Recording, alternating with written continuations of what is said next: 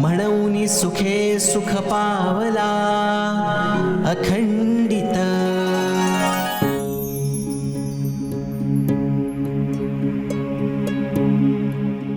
पार्थाच्या मनी असलेला संदेह दूर करण्यासाठी यावेळी मग भगवान म्हणाले, ज्ञेयस्य नित्य संन्यासी योन्वेषष्टि नकाक्षति निर्द्वंद्वो हि महाबाहो सुखम प्रबंधनात् प्रमुच्यते।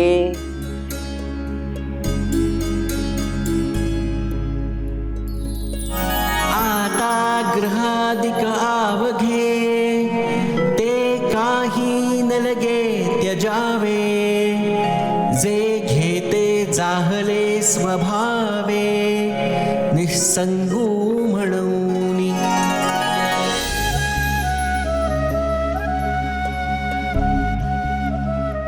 म्हणजेच काय तर पार्था, ज्याच्या अंतःकरणाला मी आणि माझं अशी आठवण देखील होत नाही,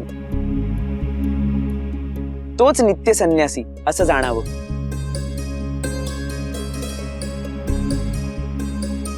ज्ञाना, बाबांच्या मनी काहीतरी प्रश्न निर्माण होतोय असं जाणवतंय। या कलियुगीच्या गणेशाच्या मनाची उकल झाल्याशिवाय पुढे जाणं व्यर्थ आहे। आणि मनात आलेल्या शंकेचं निराकरण होणं अत्यावश्यक आहे। बाबा, काय झालं? माझी ही अवस्था त्या पार्थासारखी झाली।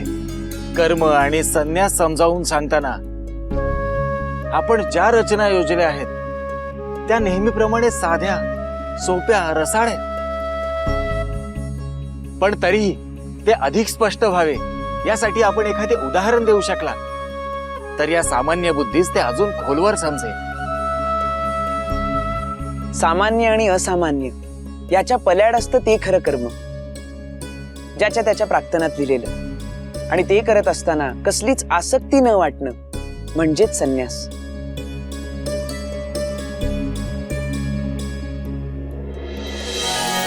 देखई अग्नि विझोनी जाये, मग जे राखोंडी केवळू होये, तैते कापुसे गिवसूये जिया परी।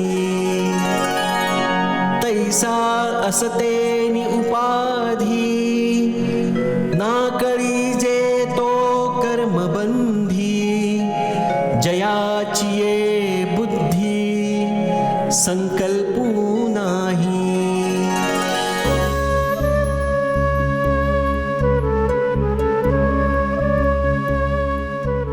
विस्तव विझल्यावर जशी त्याची झालेली राख ही पिंजलेल्या कापसात ठेवता येते, त्याचप्रमाणे कर्म करत असताना बुद्धीत मी करता आहे असा अभिमान राहत नाही। आणि हे तेव्हाच शक्य होतं जेव्हा मनातल्या मी आणि माझं या भावना नाहीशा होतात। त्या क्षणी संन्यास घडतो। आणि याच कारणामुळे कर्मयोग आणि कर्मत्याग हे दोन्हीही सारखेच आहेत।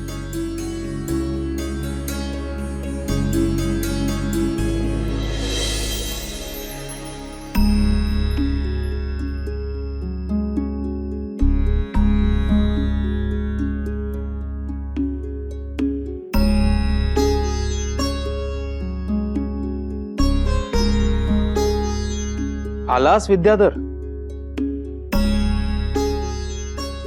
गुरुजी, मला क्षमा करा, माझ्या हातून चुकीचे कृत्य घडले। मी असे का वागलो ते मलाच कळले नाही, आणि आता तर मला स्वतःची शरम वाटू लागली। आणि खरं सांगू,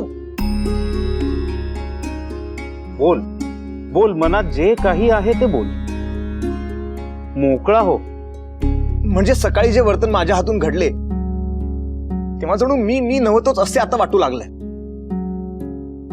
काय झालंय गुरुजी? तो तू नव्हतास हे मी जाणतो, कारण तसे वागण्याचा तुझा हेतू आणि भाव दोन्हीही नव्हते। तुझ्या सर्वांगात भिनला होता तो केवळ क्रोध, जो माणसाचा सर्वनाश करतो। का चिडतोस? खरं सांगू गुरुजी, मला दुसऱ्यावर चिडायचं नसतं, मला राग येत असतो तो स्वतःच. माझा राग हा स्वतःवर होतो. पण का? माझ्या मनाला आस लागली ती भगवंताच्या दर्शनाची. सारं अध्ययन पूर्ण करूनही भगवंत भेटत नाही. मग काय उपयोग या वेदशास्त्रांचा आणि पुराणांचा? कारण मी कमी पडतो म्हणून तुमच्यासारखं भगवंत दर्शन मला होत नाही हे सतत मला जाणवत असतं. आणि त्यावरचा उपाय सापडत नाही म्हणून मन अधिकच अस्वस्थ होतं. जीवाची असह्य अशी तगमग होते जी शब्दात मांडता येत नाही गुरुजी. आणि मग त्यानंतर सगळंच असं कळेनासं होतं.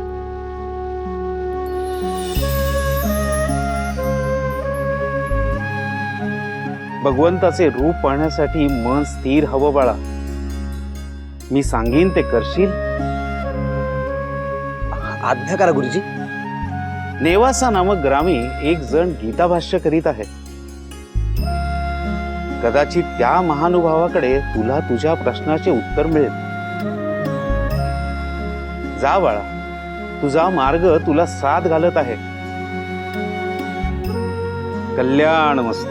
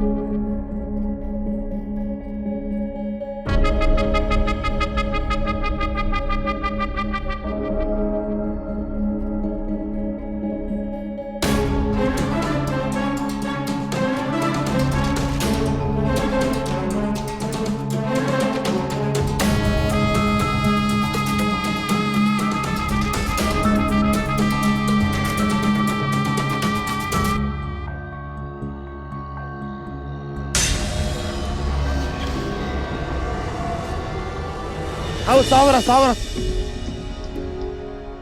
अहो सावरा सावरा सावताला.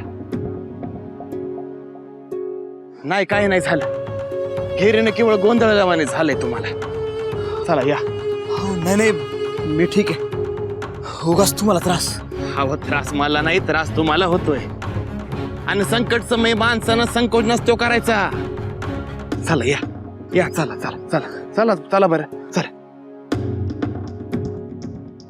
या या या या या या. इथं विश्रांती घ्या, आराम करा.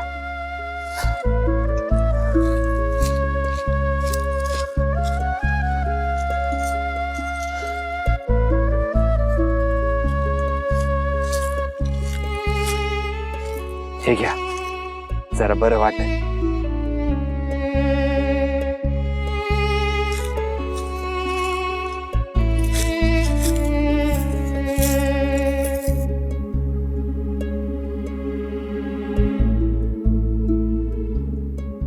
खरंच बरं वाटलं. मी आभारी आहे आपला. तुम्ही इथे एकटेच राहता? होय. मग तुमच्या सवय इथे हे वृक्ष आहेत की, हे वृक्षच माझे सोबती आहेत आणि हे अरण्यच माझी कुटी आहे. पण इथे राहण्यासाठी रोजचं जीवन जगण्यासाठी काहीच सोय दिसत नाहीये. सारं कसं ओसाड आणि एकाकी आहे. हवं एकाकी कुठं? तो आहे की माझ्या सवय. तो कोण? हवं भगवंत हो. आपल्या साऱ्यांचा पालन करता. नड असली की तो कोणत्या ना कोणत्या रूपात येतो आणि आपल्याला सहाय्य करतो. तोच आपल्या समध्यांची काळजी वाहतो. पण सामोरी येऊन प्रत्यक्ष दर्शन मात्र देत नाही. पण आडल्या वाटेवर आधाराचा हात देतो नाही का? पर ते समत जाऊ द्या. पण तुम्ही या आडवाटानं कुठं निघाला होता हे सांगितलंच नाही. मी देवाशाला निघालो. तिथे कोणीतरी ज्ञानेश्वर म्हणून आहेत. त्यांना भेटायचंय. ज्ञानेश्वरासनी भेटणार? काय भाग्य आहे तुमचं. काय बोलतात ज्ञानेश्वर. त्यांची अमृतवाणी आत्म्याला तृप्त करते. असं वाटतं की त्यांचं बोल ऐकतच राहावं. काय त्यांची विद्वत्ता, काय त्यांचा अभ्यास. ते भगवंताचं लाडकं पुत्र जण. ठीक आहे, येतो मी. धन्यवाद. जरा जपून जा बाबा. जंगलात चकवा हाय आणि व्याघ्र बी. शिवाय देहाला आणि मनाला बी धोका आहे. हो, धन्यवाद.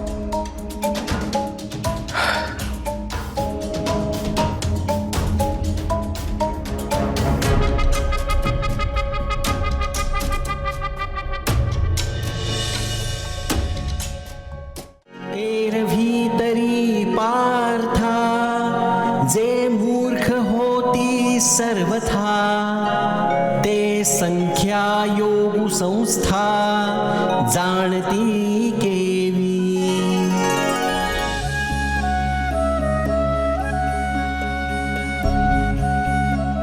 भगवंताने आपल्याला माणसाची काही लक्षणं सांगितली आहेत. त्यात योगी कसे असतात, संन्यासी कसे असतात, शहाण्या माणसांची लक्षणं कोणती.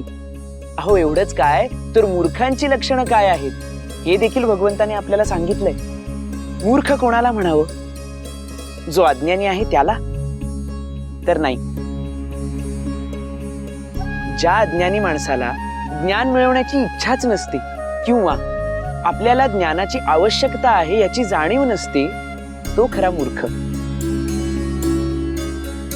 भगवंत सांगतात की ज्ञानी माणसं देखील मूर्ख असतात बरं. ज्यांना आपल्या ज्ञानाचा अहंकार होतो ते देखील मूर्खच. आपण खूप पाठांतर केलं, वेद उपनिषद यांचं अध्ययन केलं, तर खरं तर अहंकार संपायला हवा. परंतु होतं असं की मी हे सर्व केलं असा विचार होतो. ज्या माणसांचा हा मीपणा वाढत जातो ते मोक्षापासून दूर जातात आणि मूर्खांच्या यादीत समाविष्ट होतात. ज्ञान प्राप्तीमुळे विनम्रता यायला हवी. विनय आणि विवेक प्राप्त झाला म्हणजे आपण भगवंताच्या दृष्टीने शहाणे झालो.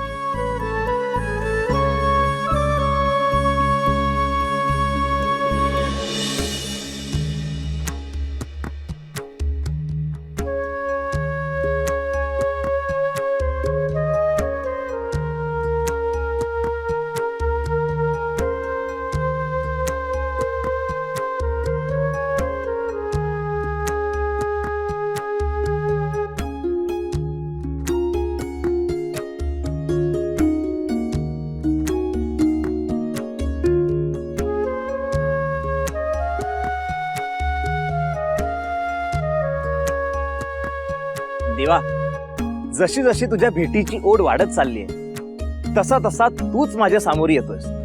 तुझ्या सगुण रूपाच्या शोधात निघालेल्या या भक्तास आशीर्वाद दे. हा प्रवास सुविहित होऊ दे.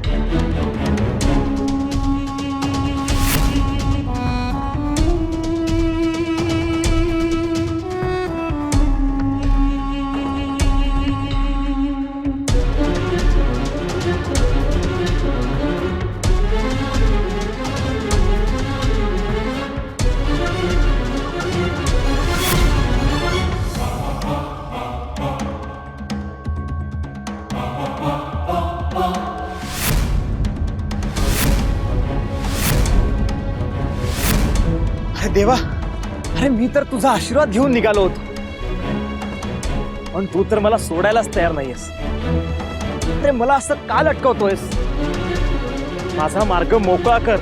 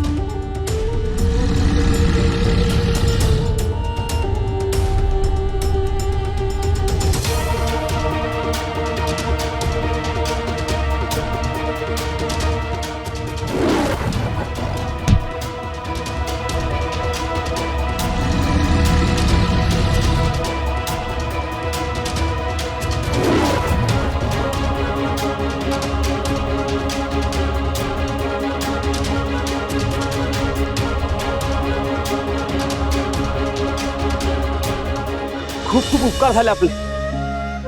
आज तुम्ही माझा जीव वाचवला. मी आजन्म आपला ऋणी राहील. मला मार्ग दाखवा.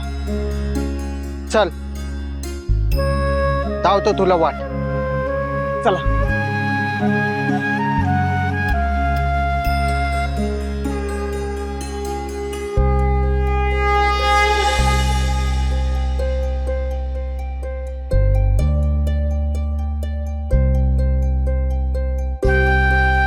हे बघा आलो. काय तुम्ही इतक्या साध्या वयानाची वाट होती, असं कसं चकवा लागला हो? तेच तर उमगत नाहीये. आजवर गुरूंनी अध्ययनात घातलेली सगळे अवघड कोडी क्षणात सोडवली, आणि आज ही साधी वाट चालताना आढावी. वतो असं माणूस चुकणार नाही तर कोण चुकणार हो? ते पण आहे. आता तुम्ही मला इथवर आणलंय, तर मला नेवाशाला जायचा मार्गही दाखवा.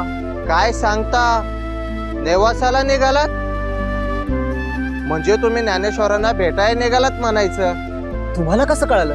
अहो सारा नेवासा ज्यांच्या शब्दाने पावन झालाय, ज्यांचं गीता भाष्य ऐकायच जणू तो नारायण रोज उगवतो, आणि या वाटेवरून पडणाऱ्या प्रत्येक पावलाच्या मनी आस असते ती केवळ ज्ञानेश्वरांच्या भेटीची. जा इथनं खालच्या वाटेने जा. सरळ गेलात तर नेवासा दिसेलच. बर, आभारी. येतो.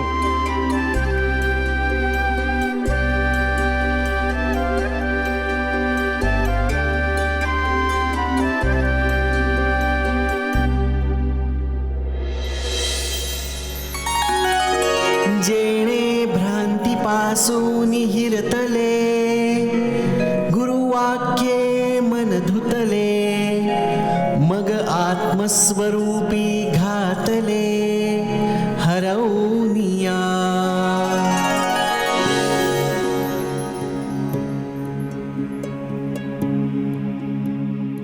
आपण आपल्या आयुष्यात खूप गोंधळलेलो असतो.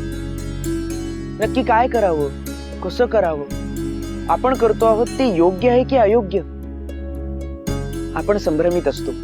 अशा वेळी योग्य मार्गदर्शन जर मिळालं नाही तर माणसाचं पूर्ण जीवन चुकीच्या वळणावर जाऊ शकतं. जशी आपण मूर्खांची लक्षणं पाहिली, तशीच आपण अर्जुनाचीही संभ्रमावस्था पाहत आहोत.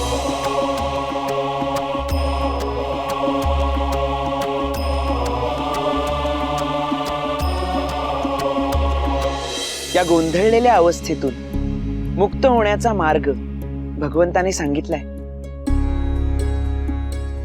तो म्हणजे गुरुला शरण जाणं.